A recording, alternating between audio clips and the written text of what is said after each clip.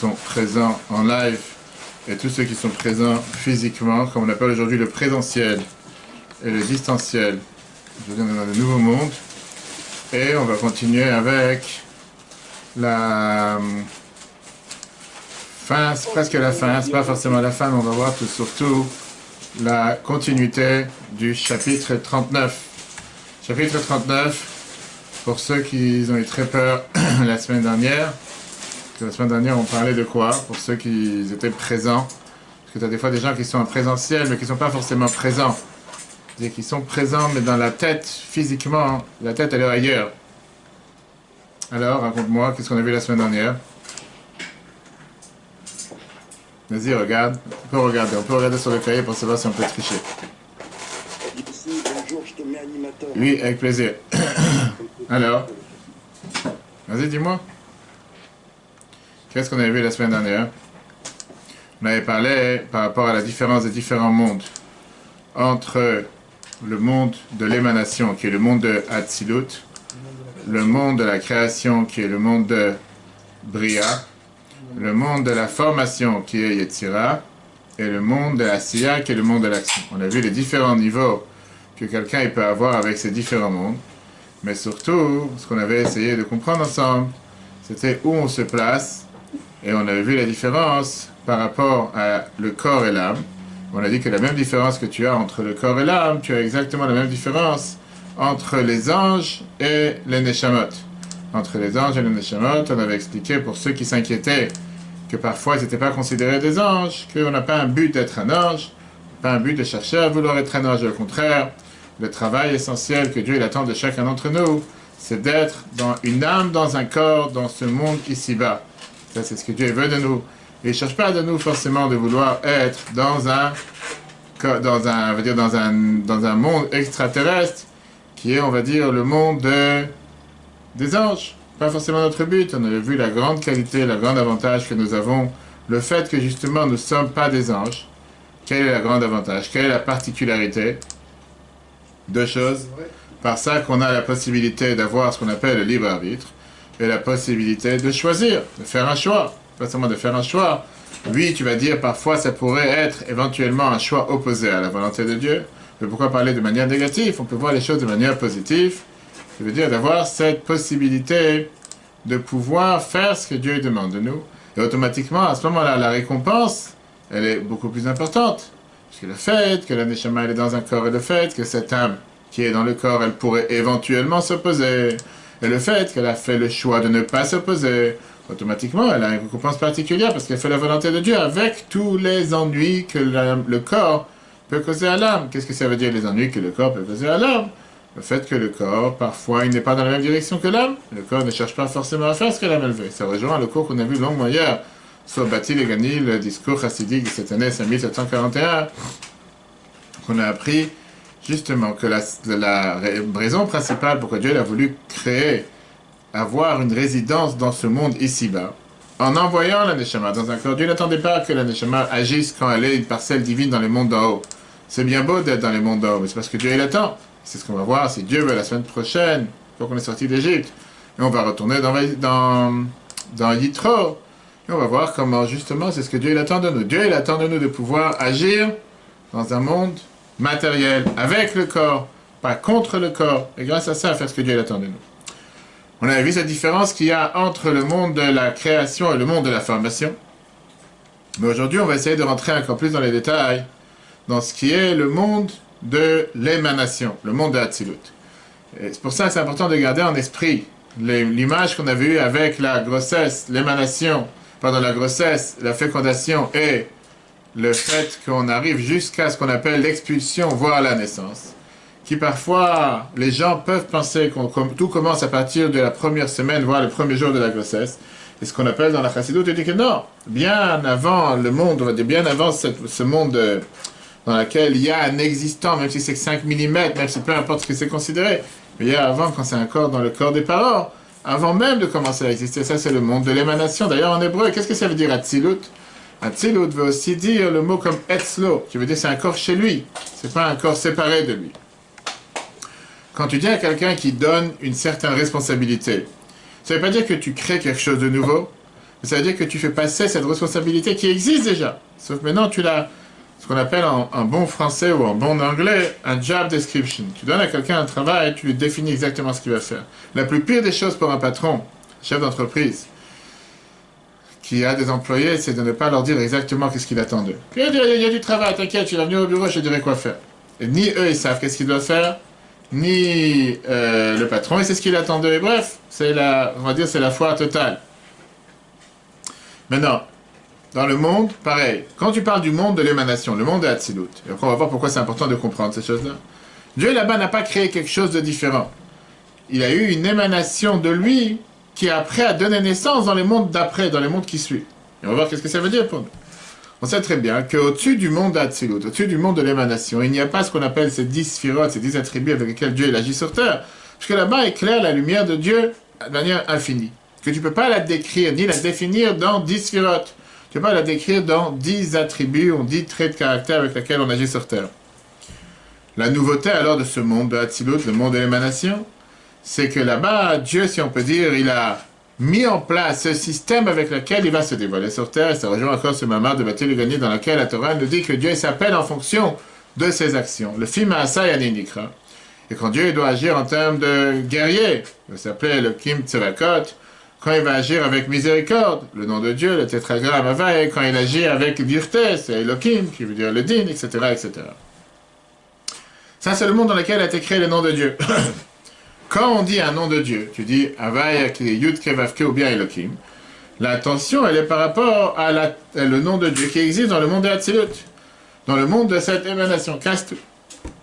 Mais là-bas, ils ne sont pas encore, on va dire, divisés, ils ne sont pas encore séparés, ils sont toujours encore unis avec Dieu.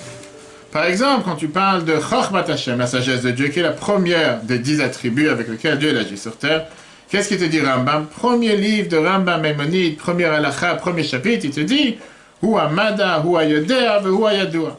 Dieu, Hu Vechachmato Echad, lui et sa sagesse en fait un. C'est pas qu'il y a Dieu qui a de la sagesse.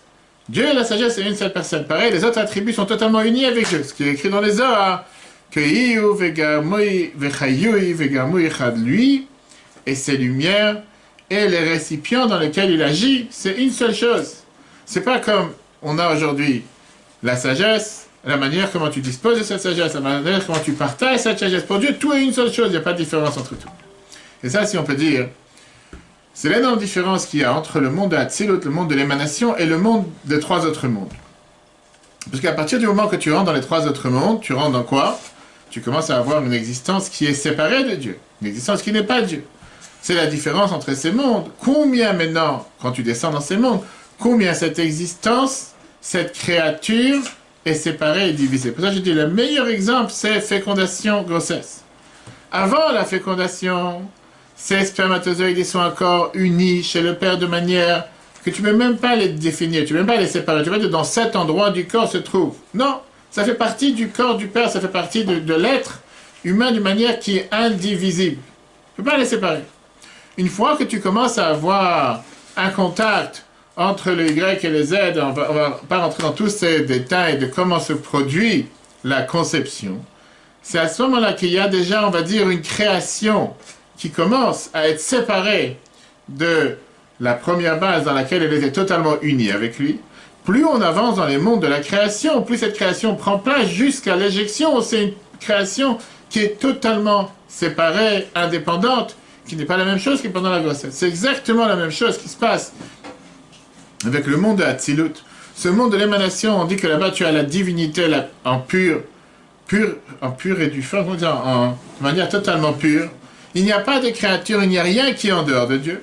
C'est d'ailleurs pourquoi le monde de Hatzilut s'est appelé le monde de la Hardout, le monde de l'union. Le monde où on dit que c'est un Reshut Hayachid, c'est un domaine privé. Alors que les autres mondes sont appelés Alma Dipruda, le monde de la séparation.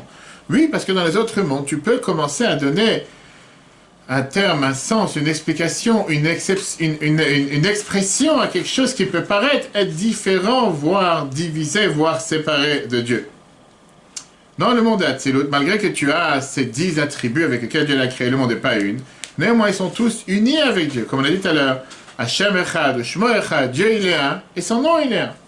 C'est pas que Dieu il est une chose et ses noms sont différents. Alors que dans les autres mondes, chaque créature elle a son propre existence. les créatures se séparent de leur source, un de l'autre, d'une manière que c'est plus exactement la même chose. Alors, quel est le point de savoir c'est ce qui se passe dans ce monde d'Atsilut, qui est le monde le plus élevé? Ce monde, c'est la source de tous les autres mondes. Si tu n'as pas de père, tu ne peux pas avoir, oui, tu vas dire aujourd'hui on fait des fifs, très bien. En temps normal, tu n'as pas de père, tu ne peux pas avoir après de fécondation, voire de grossesse, voire d'expulsion, voire de naissance. C'est exactement la même chose. Les Asara Mahamarot, qu'on te dit les 10 paroles avec lesquelles Dieu a créé le monde, viennent du dernier niveau qu'il y a dans le monde de Hatzilut, qui est le niveau de Malchut, qui fait en sorte qu'avec ça, il y a eu après la création dans les autres mondes jusqu'à arriver dans d'autres mondes. Et puisque c'est un monde qui est tellement divisé, séparé de nos mondes, puisque c'est un monde dans lequel la divinité n'est pas du tout séparée, mais au contraire est totalement unie avec Dieu, ce qu'on dit Ein Od Milvado, il n'y a rien à part Dieu. C'est pour ça que cette abondance, cette création, on va dire cette nouvelle créature qui vient de la part de Dieu ne peut pas venir directement du monde de Hatzilut, du monde de l'émanation, directement à notre monde. Parce qu'il y a un décalage entre les deux. Dans l'un, tu reconnais, tu ressens la créature comme une existence séparée à part entière, alors que dans l'autre, elle ne peut pas être divisée. Tu es obligé de prendre une centrifuge, et tu peux plus de la diviser, de l'isoler. C'est exactement ce qui se passe quand aujourd'hui tu veux faire une FIV, fécondation in vitro. Que tu dois isoler ces spermatozoïdes que tu as pu séparer les bons des mauvais, les vivants des morts, ceux qui sont en bonne santé des malades. Et après, tu peux l'injecter pour pouvoir faire en sorte qu'éventuellement va venir de ça une naissance plus tard. Mais tu dois d'abord le séparer, parce que s'il n'est pas séparé, s'il est totalement uni, comme dans ce premier monde, il n'y a rien qui va sortir. C'est exactement la même chose qui se passe dans le monde d'Hatzilut. La Torah te dit clairement qu'il un homme ne peut pas me voir et vivre. Si tu veux voir l'unité de Dieu comme il existe à part entière, ça ne marchera pas. C'est ce qui s'est passé dans 2 semaines.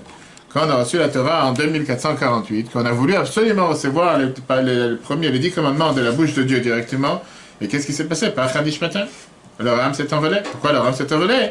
Parce qu'on n'était pas capable de pouvoir subir, nous qui nous sommes totalement séparés de Dieu, on n'était pas capable de subir une lumière si puissante. Et c'est pour ça qu'on a besoin d'avoir la contraction. La contraction, ce qui est appelé dans le langage kabbalistique, le langage de la Chassidut, un tzimtzum. Contraction du monde du Hatzilut, où il y a cette émanation de Dieu qui est infinie, qui est illimitée. La contracter comme tu as aujourd'hui pas les abreuvoirs, comment on appelle ça, les entonnoirs, dans lesquels tu vas faire cette lumière qui va passer par ce petit canal, à laquelle ça va pouvoir entrer dans le monde de la création, qui va donner possibilité à cet impact ou avec cette émanation divine d'arriver de manière diluée, concentrée, pour que les créatures puissent la recevoir d'un côté, et de l'autre côté, ne pas exploser, ne pas disparaître. Comme on va arriver au Tzadikim juste après. C'est pour ça qu'on va finir aujourd'hui, puisqu'on est à quelques jours de Yud Shvat, le jour où le Rabbi est devenu Rabbi à 71 ans. Et on va comprendre pourquoi la Chassidut met un impact énormément important sur cet attachement et ce lien qu'il doit avoir entre un Chassid et un Rabbi. D'ailleurs, c'est la paracha de la semaine prochaine, dans laquelle Moshe lui-même, il dit au peuple juif, moi je me tiens entre Dieu et vous. Pas je me tiens ici pour vous séparer de Dieu, mais pour vous rattacher avec Dieu. Tu as besoin d'avoir cet entonnoir qui fait le lien entre la lumière, entre la créature et la bouteille. Sinon, ça ne marchera pas, tu ne pourras pas le mettre à l'intérieur. Comme on a en général quand on apprend ce qu'on appelle le machal et le nimshal. Tu as la métaphore, tu as l'exemple, et tu as le sujet que tu veux enseigner. Tu peux amener parfois un exemple avec des renards et des ânes. À un enfant, tu vas lui amener un exemple avec des jeux et des bonbons. Quand tu vas essayer de lui faire comprendre un sujet de maths qu'il vient de découvrir, tu vas dire combien de bonbons tu as ici, pourquoi tu vas parler en bonbons? Parle, je sais pas, en métrique, en mètre cube, en mètre carré, qu'est-ce qu'il va comprendre? Il vient de commencer à apprendre. Tu dois lui montrer, ici tu as 4 bonbons, tu enlèves 1, tu enlèves 2, c'est comme ça qu'il va essayer de comprendre. D'accord? C'est exactement la même chose avec cette contraction de la lumière de Dieu dans le monde de l'émanation qui donne la possibilité de naissance dans le monde de la création. Dieu, comme on dit, Berov Tuvo Vechazdo, par sa bonté, il n'était pas obligé de le faire. Il aurait pu très bien t'injecter dans la figure la lumière, le LED le plus puissant, le projecteur le plus fort, mais tu deviens aveugle. Dieu, par sa bonté, a décidé de se contracter, si on peut dire. On sait très bien ce qui est expliqué dans les Tanya, on ne parle pas que Dieu vraiment s'est diminué, pour pouvoir faire en sorte de laisser place à ce que le monde existe avec le monde de la création, etc. Viens là dans le prochain chapitre, qui est, je crois, le dernier que vous avez sur la page. Et il te dit, voilà ma Hatzilut, Oui, dans le monde de Hatzilut, pas celui-là, c'est la deuxième page, la page de la semaine dernière. Il t'explique quel est ce monde de l'émanation et la différence qu'il y a entre ce monde et le monde de la création. Il dit que le monde de l'émanation, c'est un monde qu'on ne peut pas comprendre, puisque là-bas, tout est uni avec Dieu. Et nous, puisqu'on est une existence séparée de Dieu, et on ne peut pas comprendre Dieu directement, pour ça, on avait besoin d'avoir cette lumière diluée, cette lumière qui est concentrée, dans laquelle on va pouvoir éventuellement accepter, accueillir, recevoir quelque chose de la part de Dieu. Mais on ne peut pas comprendre Dieu comme il est dans le monde de l'émanation, parce que l'être marshava d'Ilan Tfis Hasham Klal, on ne peut pas comprendre, on ne peut pas attraper, on est limité, on ne peut pas comprendre quelque chose qui est illimité. Voilà, ma Hatzilut, le monde de Hatzilut, oui, c'est dans les paragraphes. Tu l'as 96. Tu vois c'est, oui, exactement, 87. Voilà, ma Hatzilut, ce monde, Hatzilut, le malade, le monde de l'émanation qui est plus haut, mais Sechel va Sagava Havana, le Sechel Nivra, qui est plus haut que l'intelligence et la compréhension de la personne qui est capable de comprendre une créature. Qui Chochmato, Binato Vedato, ça c'est l'acronyme de Chabad, puisque la sagesse, la connaissance et l'intellect, Shel Ein Sof Baruch Hu, de Dieu, qui est infini. Mais Yuchadot, Sham, ils sont là-bas unis, Betachlit, Ayichud, ils sont unis de manière totalement unie. Mais Yichud, Atzum Venifla, avec une union qui est totalement parfaite. Beyeter, Sed, Beyeter Rose, avec beaucoup plus de puissance, le Ensket de manière infinie, mais voilà ma brillère qui est dans le monde de la création. Pourquoi Kisham, parce que quand tu descends d'un niveau dans le monde de la création, là-bas, quand tu parles de cette intelligence, intellect, connaissance, de l'émanation du monde en haut, Yardoula et Beprinat Simtsum, ils sont descendus pour éclairer de manière contractée. Pourquoi elle a dû avoir cette contraction? Rappelle-toi l'exemple de l'entonnoir. Pour que la sagesse des créatures, on pourra les kabel même, recevoir d'eux, Chochma binadat, cette sagesse, cette connaissance, cet intellect, l'aida et Hachem, de connaître Dieu. Ou la vin, ou la sig, d'essayer de comprendre. Et iso asaga, quelques compréhensions, dans cette lumière infinie de Dieu. Et ça, kefikor, comme la force, sichlim anivraim, comme la force de ces cerveaux de créatures, Shemba et nous sommes tous des gens qui sont limités. On a un but limité. Qu'on ne soit pas totalement annulé dans notre existence sans cette contraction. Et en plus que ça, jusqu'à ce qu'on ne peut plus être même dans un ordre appelé d'être une créature. C'est ce qui s'est passé à Matan Torah. On va redevenir, on va retourner à notre source, à notre racine, chez la divinité totale.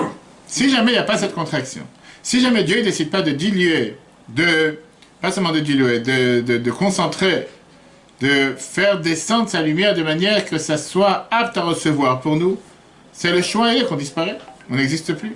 Je veux dire, qu'est-ce que j'en ai à faire? Quel est le but? Pourquoi Dieu t'a envoyé sur terre? Il t'a pas envoyé sur terre pour disparaître. Cette contraction, ça c'est la cause de cette lumière qui éclaire là-bas, Chochma binadat, la sagesse, l'intellect et la connaissance, de la lumière de Dieu qui est infinie, le Neshamot, pour ces âmes, qui sont dans le monde de la création. Par contre, quand tu parles dans le premier monde, qui est le monde de l'émanation, que ces différents attributs ne sont pas tellement contractés ni limités, là-bas, on ne peut pas rien recevoir pour tout celui qui est créé, qui existe, il ne peut pas recevoir de ce monde. Et c'est pour ça, la pensée et la compréhension de toutes les créatures ne peut même pas attraper, comprendre, connaître, avoir quoi que ce soit, c'est impossible. Parce que ce n'est pas notre monde. Tout ça, c'est pour comprendre, encore une fois, comment ces quatre mondes fonctionnent, et pourquoi Dieu il a fait en sorte qu'on est obligé d'avoir cette dilution, cette dilution, pour pouvoir faire. C'est comme aujourd'hui, tu as des produits chimiques que tu dois forcément diluer. Tu ne peux pas prendre aujourd'hui un produit tel quel et le mettre parce que c'est trop fort. Il risque de brûler la matière dans laquelle tu vas le mettre, avec tout ce qui se passe avec les tests chimiques, etc. Tu es obligé de faire une contraction, tu es obligé de faire un concentré pour pouvoir le supporter, pour pouvoir en arriver à ce que nous, en tant qu'êtres humains, on puisse éventuellement en profiter. Par contre, sur un roi, ça veut dire qu'Hachem, il agit tout le temps. 100% qu'il agit tout le temps. 100% qu'il agit tout le temps. Sauf cette action, c'est une action qui est totalement limitée, contractée, pour pouvoir nous donner la possibilité de survivre. Donc ils n'auraient pas pu survivre. Par contre, sur un roi qui aimait commander des costumes sur mesure chez un tailleur juif. malheureusement, les proches du roi, comme d'habitude, à chaque fois, ils étaient jaloux en disant pourquoi il a choisi ce juif. Ils ont dit au roi que ce tailleur, c'est un voleur. Malgré que le roi il lui donne des tissus, je sais pas, de 2 mètres, 5 mètres, je sais pas combien de mètres il faut pour faire un costume. Je lui ai dit, écoute, il sait que c'est des tissus qui coûtent très cher, et il prend des morceaux de tissu pour lui. La preuve, c'est qu'il ne te donne pas les chutes. Quand tu fais un costume, en général, il y a des chutes. Le fait qu'il ne te donne pas les chutes, il vole du tissu. Et après, il se fait avec ça, je sais pas, des pulls, des manteaux, il se fait des choses avec. Le roi, il a appelé le tailleur. Il lui a dit, écoute, si tu voles du tissu, sache que peine capitale, peine de mort. On m'a dit que tu es un voleur, fais attention à toi. Tu fais mes costumes, j'ai pas envie que tu voles du tissu. S'il reste du tissu, il faut que tu ramènes. Il a dit, tiens, fais-moi un costume avec tel et tel tissu, un tissu très très haut de gamme. D'ailleurs, il fait ce tissu, il fait le costume au roi, il amène le costume au roi.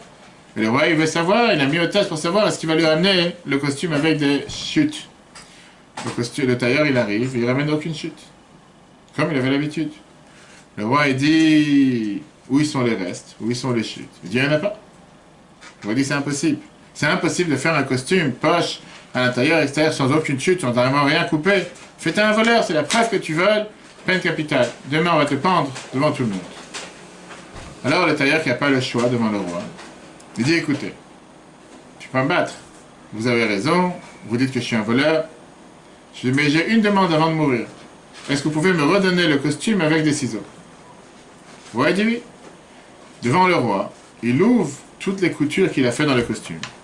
Il enlève tous les plis qu'il y avait dans les ourlets, je ne sais pas, qui est à l'intérieur du costume.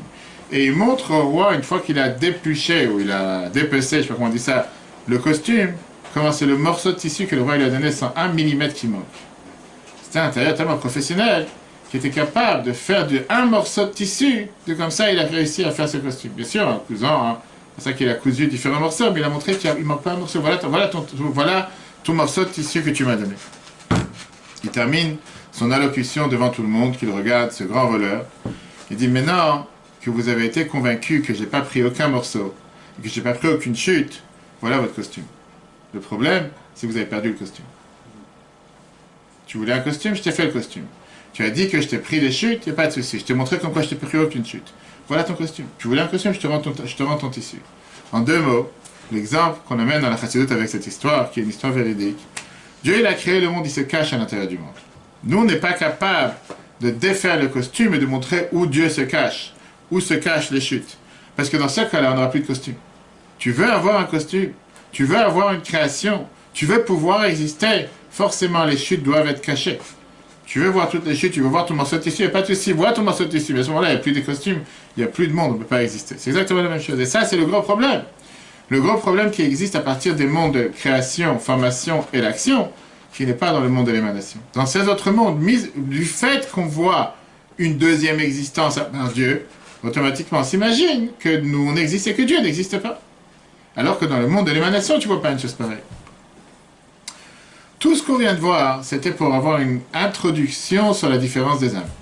La différence des âmes entre les âmes de l'émanation et les âmes de la création, formation et l'action. Puisque les 3 derniers mondes, le point commun qu'il y a entre eux, c'est l'existence même des créations, l'existence même des créatures. C'est pour ça qu'il y a ce qu'on appelle une certaine graine, un certain, on va dire, début d'ego, un certain début de ce qu'on appelle j'existe, je veux, j'aime, j'ai envie. Alors que dans le monde de l'émanation, ça n'existe pas un propre ego, il n'y a pas le je. C'est pas moi qui existe. D'un côté, il y a Dieu, de l'autre côté, il y a la neshama, on est attaché. Et c'est pour ça que dans le service de Dieu, tu as différents niveaux d'âme. Dans la connaissance de Dieu, l'amour de Dieu, la crainte de Dieu, la manière comment on fait les mitzvot. Le point commun, c'est qu'il y a ici une existence, il y a un quelqu'un, il y a un jeu, il y a un quelque chose. Dans la Yom Yom, la Bible écrit un fameux discours, fameuse dose de sagesse qu'on a l'habitude d'apprendre tous les jours, dans lequel la Bible dit qu'un chassid ne peut pas à chaque fois dire « j'ai envie, je veux », il faut savoir mettre son jeu de côté. Il faut savoir mettre son ego de côté. Dans la chassidoute, on te dit, le fait que quelqu'un s'exprime « j'aime Dieu, je crains Dieu, je connais Dieu, je fais la volonté de Dieu », on appelle ça dans le langage « yesh mi she'orev », il y a celui qui aime, c'est bien ce que tu fais, mais ton ego il est trop grand. Pourquoi tu dois toujours faire remarquer que tu existes? Il y avait le fameux discours qu'on appelle avec le Tzemar Tzedek. Le Tzemar Tzedek, il y avait une fois un chassid qui est venu, il s'est plaint en lui disant « comment ça se fait que où que je marche dans la synagogue, tout le monde piétine sur moi ?» Le Tzemar Tzedek, il lui a répondu « qui t'a demandé de t'étaler autant ?» En deux mots, lorsqu'il a senti que où je vais, là on prend mon talit, là on prend mon sidou, là on prend l'autre. Qui t'a dit, reste dans ton coin. Qui t'a demandé de te faire remarquer. T'as des gens que, si je me suis pas fait remarquer, même si c'est en plein discours du rabbin, j'ai ça tous les Shabbats, malheureusement. Même en plein discours, en plein cours, les gens sont en train de concentrer, quelqu'un il rentre, il commence à saluer tout le monde. Il n'y a rien qui se passe, je viens de rentrer. Faut que tout le monde remarque que je viens de rentrer. Il y a des gens qui savent se faire discret. Il y a des gens que, tout le temps que les 15, 20, 30 personnes qui sont là n'ont pas remarqué que je suis rentré, il y a un problème. Ah, le rabbin il parle, là il y a un cours de Torah, que j'en ai à faire. Il faut prendre 5 minutes, que les gens ils lâchent, ils sont plus dans le sujet, mais au moins j'ai fait remarquer à tout le monde que je suis là. Qu'est-ce que je te fasse? Il y a des gens qui sont comme ça. Ça, c'est toutes les âmes qui dépendent de création, formation et l'action. Alors que les âmes qui dépendent de l'émanation, de la tzilut, très peu, on va y arriver pour répondre à ta réponse à ta question de tzadikim. Dans ces âmes, il n'y a pas de ani. Ani veut dire je. Quand tu inverses les lettres, ça fait quoi? Aïn, néant. Tu peux être un aïn ou tu peux être un ani. Qu'est-ce que ça veut dire néant? Quand tu compares ces attributs avec lesquels Dieu il a créé le monde dans le monde d'émanation, eux, ils sont ce qu'on appelle un tsinor, ils sont un tuyau, ils sont un véhicule, ils sont un canot pour faire la volonté de Dieu. Il n'y a pas de jeu. Eux, c'est la volonté de Dieu. C'est pas Yesh Mishav, il y a quelqu'un qui aime, c'est j'aime Dieu. Il n'y a pas l'aimant et celui qui l'aime. Mais c'est une seule chose. Comme on dit, une personne s'aime soi-même. La Khala dit plusieurs fois, pour ça on ne peut pas témoigner pour soi-même, parce que chacun s'aime. Il y a pas, il y a moi et il y a ce que je m'aime. Moi et mon amour, c'est une seule chose. Je m'aime moi-même, c'est tout à fait normal. Un tzaddik avec une neshama de Hatzilut, un tzaddik qui vient avec une âme de Hatzilut, une âme de ce monde de l'émanation, il fait rayonner autour de lui ce sentiment que Dieu est Dieu est la vérité. Le monde est ce qui est faux. Dans nos yeux, le monde est ce qui est vrai et Dieu est faux. Parce que je ne vois pas Dieu sur terre, je vois le monde. Le Zohar, il appelle ces neshamot, ces âmes de Hatzilut, Nune Yama de Azle Beyabashtana, qui veut dire les poissons de la mer qui marchent sur terre. Qu'est-ce que ça veut dire? Tu as des animaux qui marchent sur terre. Ils sont séparés de la terre. Les poissons de la mer sont totalement, en général, recouverts dans la mer. Tu ne vois pas les poissons. Les poissons et la mer, c'est une chose. Tu vois la mer, tu vois que de l'eau. Tu ne vois pas de poissons. Néanmoins, qu'est-ce que ça veut dire que tu as des poissons de la mer qui sont recouverts, qui sont dans la terre? C'est-à-dire que même en étant sur terre, ils sont toujours des poissons. Ils n'ont rien à faire sur cette planète.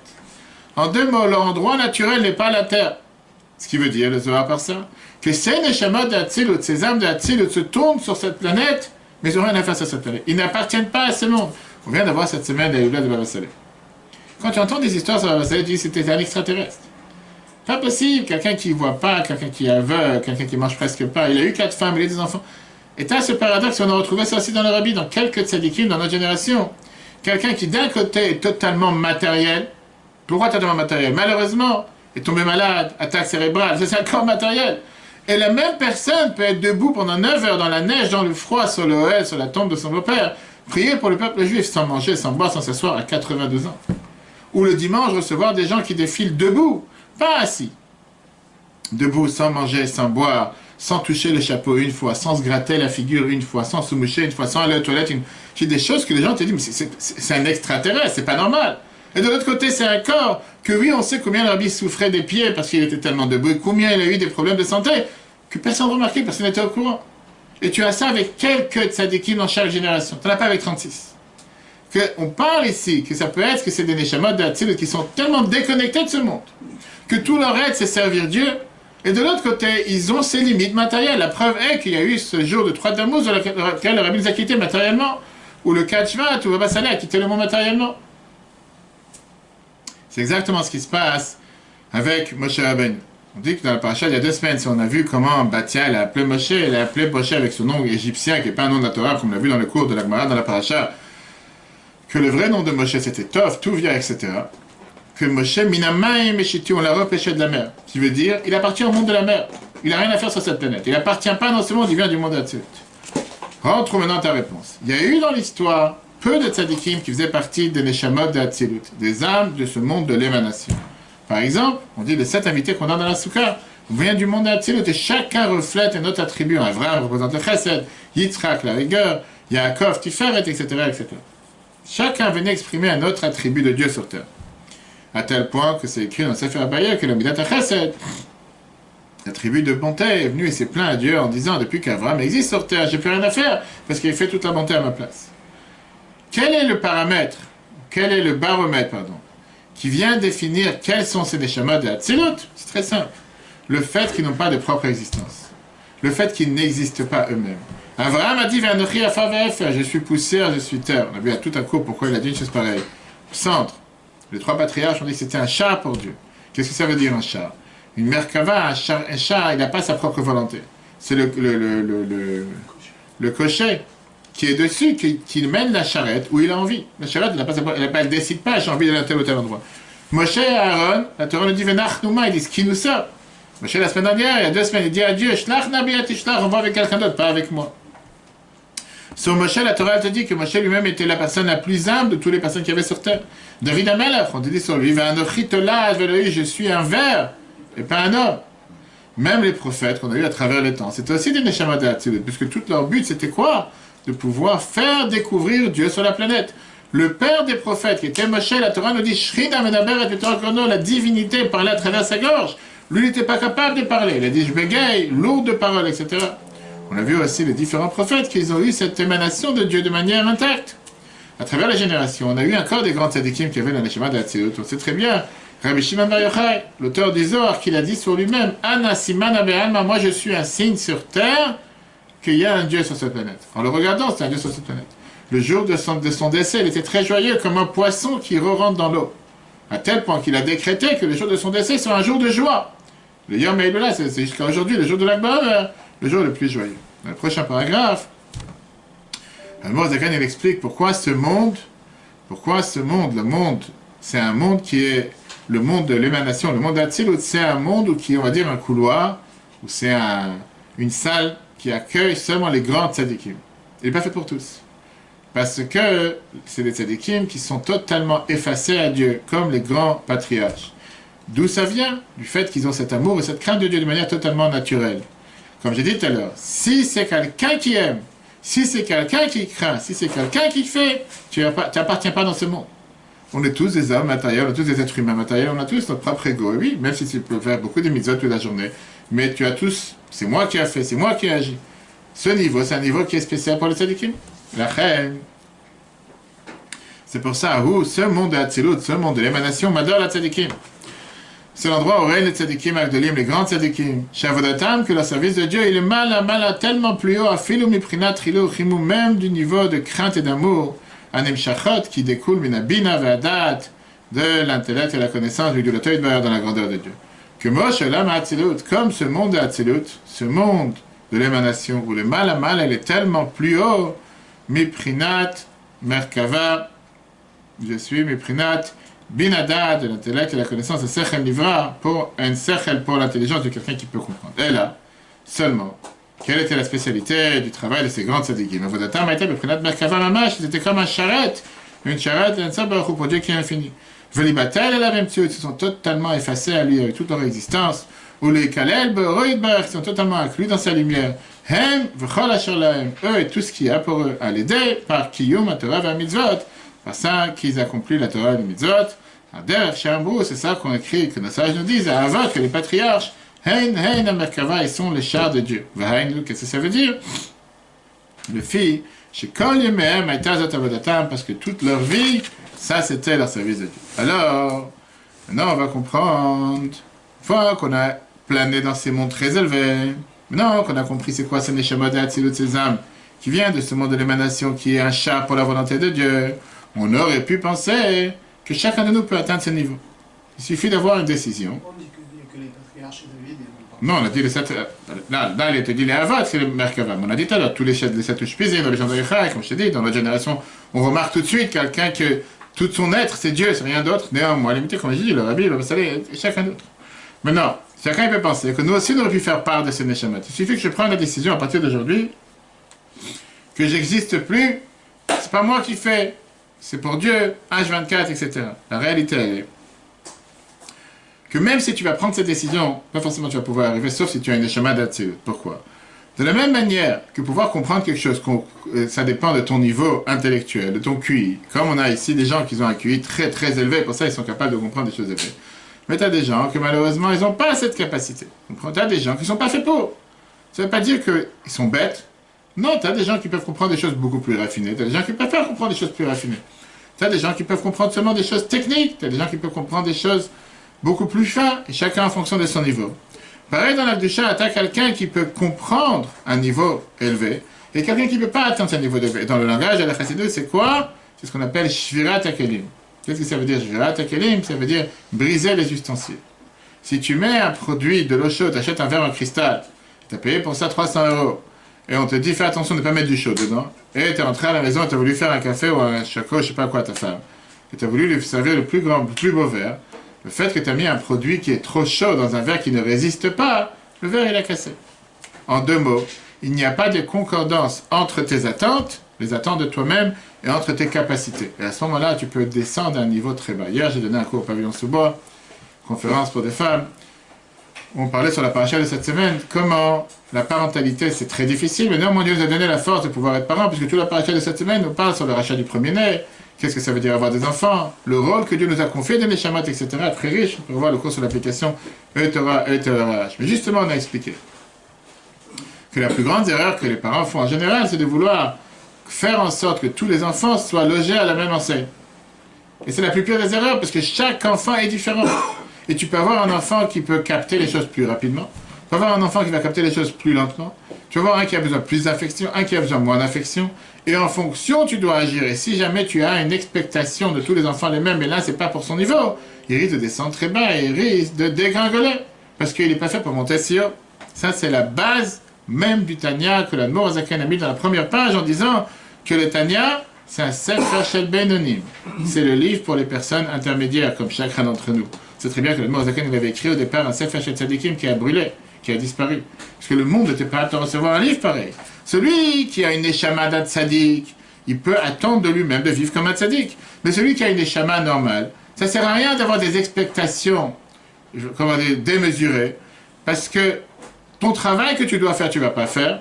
Et avec les expectations démesurées, tu vas faire en sorte de dégringoler parce que tu n'es pas capable de monter sur cette échelle. C'est comme j'ai donné il y a l'exemple. Tu décides de faire le marathon de Paris ou le marathon de New York ou le marathon de Tel Aviv ou le marathon de Jérusalem et tu n'as jamais couru dans ta vie. Commence d'abord à courir. Commence à apprendre. Va prendre un coach. Je ne sais pas qu'est-ce qu'il faut faire pour pouvoir faire le marathon. Et après, tu vas pouvoir espérer peut-être faire un marathon. Même dans les marathons, que tu commences avec un marathon de 190 km. Commence avec un marathon de 10 km. Adapte-toi, fais en sorte que... Mais si tu vas depuis le départ vouloir aller dans la classe, on va dire dans la ligue des champions, et tu n'as pas commencé, tu risques de dégringoler, de dégoûter. Dans notre monde, dans ce qu'on est en train de parler.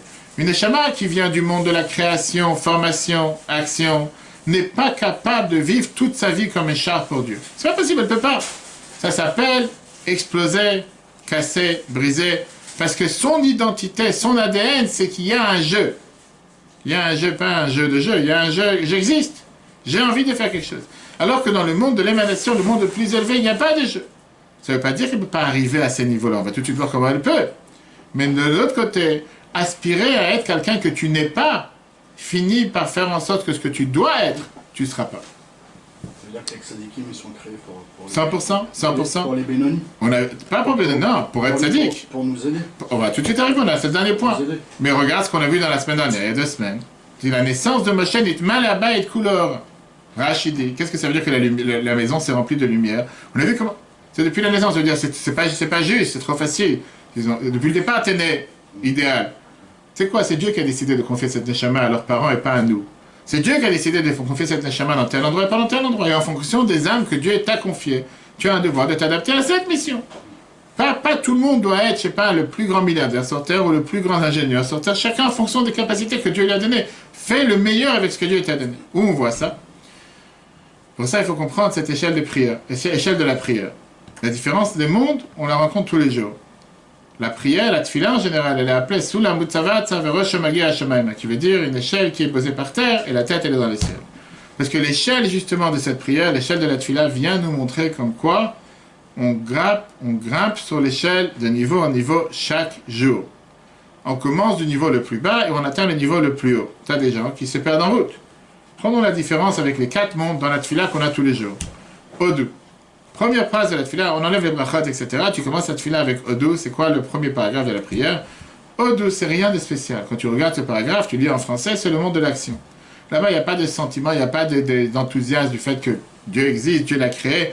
Odou Lachem, on remercie Dieu. Un remerciement sec qui est la base fondamentale pour commencer la journée, Modéani, la base pour commencer la prière. En 2 mots, j'accepte le fait, je reconnais. Reconnaître veut dire se rabaisser. Et c'est une des raisons pourquoi beaucoup de gens ont du mal à dire merci. Parce que reconnaître, être reconnaissant envers un autre, ça veut dire que je suis redevable. J'ai pas envie d'être redevable, donc j'ai pas envie de reconnaître. Combien de fois je parlais avec quelqu'un, avec un shler ce matin, avec l'aide, des fois on a des shluchim, il faut supplier les gens d'envoyer une lettre de remerciement et un reçu. Je dis, c'est la moindre des choses, à Karatator, reconnaître le bien qui est fait envers toi. Quelqu'un il t'a fait une faveur, dis merci. Mais tu as des gens qui ont cette difficulté de reconnaissance. Ça c'est la base, Odou. Pardon. Ça c'est le monde de l'action dans lequel Dieu il est totalement caché. Il n'y a rien de spécial. Tu prends Odou, on ne parle pas de la grandeur de Dieu, on ne parle pas de ce qu'il a créé, on ne parle pas de ce qu'il a fait, rien. Remerciement tout court. Tu avances, deuxième paragraphe de la Tfila, ça s'appelle Psuké des Imra. Psuké des Imra, c'est quoi? C'est depuis Baruch She'amar jusqu'à Ishtabach. Psuké des Imra, traduction, les phrases de louange. Zimra, veut dire louange, dans laquelle tu as cette excitation et tu commences à voir tous ces mizmorim, qui sont en général la fin du Tehillim. Là-bas, tu commences à être très émerveillé. Tout ce que Dieu a créé sur terre, les montagnes, les océans, la neige, la glace, la pluie, tout ce que Dieu a créé. Tehillah le David, dans Ashrei, Alléluia, Benev al-Vechinor. Là, on commence à s'adapter au monde de niveau, dans le monde du sentiment, qui est le monde de la formation, au monde d'un cran. Là, tu n'es plus en mode remerciement, tu commences à t'émerveiller, tu commences à réfléchir. Pas seulement tu commences à réfléchir, tu commences à t'émerveiller, tu vas dire tous les jours la même chose, tous les jours Dieu t'a ordonné ta vie de nouveau, et tous les jours tu as un devoir de méditer à nouveau. Après, tu montes dans le monde de quoi? Le monde de Bria. C'est quoi le monde de Bria, le monde de la création? Ça, c'est ce qu'on appelle dans le langage halachique les brachot de Kriyat Shema, qui est depuis Yotzer jusqu'à la Hamida. Les brachot de Shema, là-bas, on commence à méditer dans la création, l'amour que Dieu a envers nous. Le summum de cette méditation, c'est dans Shema Israël, Hashem Elokeinu, Hashem Echad, Dieu notre Dieu. Là, tu commences à méditer qu'il y a un Dieu sur terre, dans les 7 cieux, dans la terre. Ve'ahavta, tu commences à dévoiler cet amour envers Dieu. Ça, c'est déjà le monde, pas de sentiments, c'est le monde de la méditation, le monde du cerveau. Tu es monté d'un cran, ça c'est le monde de la création. Et après, tu montes dans la Hamida, qui est la partie la plus haute. Quatrième partie, ça c'est le monde de la Hatzilut. C'est quoi le monde de la Hatzilut, le monde de l'émanation? Dans la Hamida, il n'y a pas d'enthousiasme, il n'y a pas de sentiment, il n'y a pas d'amour, il n'y a pas de merveille. Tu dis que tu dois te tenir pieds joints, la Hamida à voix basse, où là-bas, tu t'exprimes avec un effacement total devant Dieu. Tu n'as pas le droit de bouger, tu n'as pas le droit de parler, tu n'as pas le droit de saluer. On voit que dans la Hamida même, il y a 4 fois qu'on se prosterne. Etc. Dans laquelle ça vient justement exprimer avec force notre effacement face à Dieu. Ça, c'est en ressemblance du monde de Hatzilut, le monde de l'émanation, dans lequel il n'y a rien d'autre à part Dieu. Maintenant, quelqu'un qui est sa neshama, son âme, ne vient pas de ce monde le plus élevé. Bien sûr qu'il peut essayer d'atteindre ce niveau de soumission envers Dieu comme s'il aurait été dans ce monde le plus élevé, au moins au moment de la Hamida. On dit que même si quelqu'un ne vient pas du monde le plus élevé, il peut certaines fois arriver à découvrir ce qui se passe dans ce monde. Mais comme on a dit tout à l'heure, tu peux monter dans les Alpes à 3600 mètres et là-bas pour découvrir une grotte, où c'est une grotte glaciale, où on te dit qu'il fait là-bas moins 20, moins 30, moins 40. Mais toi qui n'es pas habitué à vivre dans un tel environnement, tu peux aller pour visiter 5-10 minutes. On te dit fais attention, c'est des problèmes de respiration, des problèmes de cœur, ou des problèmes de je sais pas quoi. Sors de la grotte, ou redescends. Parce que si jamais tu restes là-bas trop longtemps, tu risques d'avoir ce qu'on appelle l'hypothermie, je ne sais pas comment on appelle ça, de pouvoir avoir un décalage entre la température dans laquelle tu es habitué à vivre et cette température qu'il y a dans la grotte. Pourquoi il faut la répétition de la Hamida? La répétition c'est autre chose, ça c'est pour rendre quitte ceux qui ne savent pas prier, pour pouvoir... Rien à voir, rien à voir. Dans le prochain paragraphe, la Moïse t'explique que même celui que la source de son âme n'est pas capable de servir Dieu avec le monde de l'émanation, puisque sa neshama ne vient pas de là-bas, qui veut dire quoi en 2 mots? Est totalement effacé, soumis à la volonté de Dieu H24 comme les tzadikim, tu peux quand même découvrir et atteindre ce niveau de temps en temps. Comme dans la tfila de la Hamida, surtout qu'on se prosterne à Dieu. Même si ton âme vient du monde de la création, tu peux parfois aller voir ce qui se passe dans cet endroit-là. Mais comme j'ai dit, l'être de temps en temps ne veut pas dire vivre là-bas tout le temps. Après on va voir comment on peut réellement être en connexion avec ce monde. Comme je te dis, je peux manger tous les jours un sushi qui coûte 1 euro, et je peux des fois découvrir un sushi qui en demande 300 euros. Prends l'exemple de sushi, c'est pas n'importe quelle autre chose. Quel est le but? Aucun but. Des fois, tu dis, j'ai envie de vivre avec ce monde qui est beaucoup plus haut. Mais, même si je ne vis pas dans ce monde, tu peux être en connexion avec quelqu'un qui est dans ce monde. Quel est le but? On va tout de suite voir. Celui que la source de son âme Katan me'achil avodat amazu est trop petite par rapport à pouvoir concevoir ce service de Dieu. Dans les paragraphes, libatel velikalel pour pouvoir s'annuler et s'unir. Heureux Barach avec la lumière de Dieu, Bavodato dans son service de Dieu, Bigviut, de manière quotidienne, fixe, comme si c'est mon service de Dieu H24. Rak, seulement les prakim, veitim, seulement pour certains moments, certains temps. Shemed Ratzan le Malak, que c'est un moment de propice dans le monde d'en haut. Par exemple, tu l'as dans la Hamida, chez Ibe Atzut, que là on te dit que tu es totalement dans Atzil ou dans ce monde de l'émanation. Bifrat, par exemple, c'est particulièrement. Beishtachavaot Shebal, quand on se prosterne dans la Hamida, chez Kol Ishtachavaot, que chaque prosternation, et le Prinat Atzil, c'est comme si tu es dans le monde de l'émanation, tu es totalement soumis, c'est totalement effacé face à la volonté de Dieu, comme chez Katou, le Priat Sraim, comme c'est écrit dans le livre de Priat Sraim, le Kabbalat Shabbat, dans la prière de vendredi soir, qui Inyan Bitul, c'est le fait d'être soumis, d'être effacé, dans la lumière de Dieu, Liot Rashif Kamed, d'être considéré face à Dieu que l'homme marche comme si tu n'existes pas. Azaygamken, alors à ce moment-là, pareil, Ikar, Viut Nishmato, même c'est l'essentiel de l'endroit où se trouve son âme ou Ba'olam Abriya. Elle est dans le monde de la création. Rak les prakim, seulement de temps en temps, Be'ed Ratson, dans des moments propices. Ta'alei Nishmato la Hatzilut, son âme peut éventuellement monter dans le monde de la Hatzilut, le monde de l'émanation. Puis Prinat Ma'inuk, qui est par un réveil d'en bas, comme c'est connu dans ceux qui comprennent la Kabbalah. Une fois, il est venu chez le Maguid de Mezrich, qui était l'élève du Baal Shem Tov, un élève, un Talmid Chacham, qui était un de ses amis avant qu'il se rapproche du Baal Shem Tov. On lui a dit, il faut que tu attendes. Le Maguid est en train de prier. Une fois que tu finis la prière, tu vas pouvoir le rencontrer. Après quelques heures, le Maguid de Mezrich a fini la prière. L'autre, il a demandé la question, il a dit, je ne comprends pas. Fais-moi aussi, je prie avec toutes les kavanotes du Harizal, avec toutes les intentions que le Harizal a écrit dans la Kabbale. Ma prière, c'est la même chose. Mais néanmoins, je ne prends pas tellement de temps. Qu'est-ce que tu te prends tellement de temps pour prier? C'est pas qu'il faut aujourd'hui. Qu'est-ce que tu prends des heures pour prier? Le Maguid lui a demandé la question suivante. Il lui a dit, quelle est ta parnassa? Comment tu gagnes ta vie? Il a dit, moi, de temps en temps, je vais à la foire des expositions à Leipzig, sans des expositions. Et j'achète la marchandise. Et c'est comme ça que ma femme, elle vend cette marchandise dans un magasin, et comme ça, j'ai le temps pour apprendre.